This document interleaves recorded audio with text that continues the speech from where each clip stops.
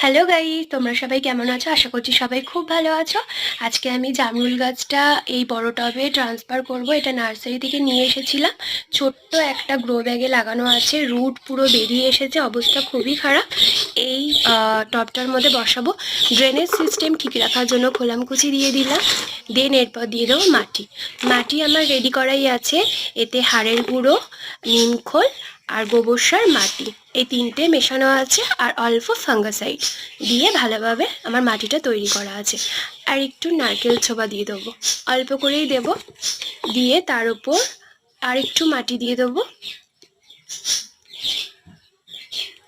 সামান্য মাটি দিয়ে। আর কিছু সবজির খোসা আমি শুকিয়ে রেখেছিলাম, তো এই যে দেখতে পাচ্ছ শুকনো করা, এটাও আমি এর মধ্যে দিয়ে দেবো।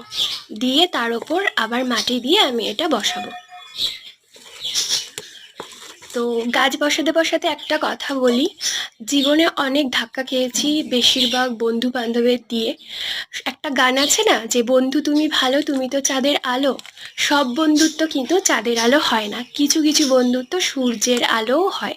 সূর্যের আলোর মতো সেই বন্ধুত্বকে পুরো, সেই তাপ দিয়ে পুরো বন্ধুত্বকে ছারখার করে দেয়, পুড়িয়ে দেয়।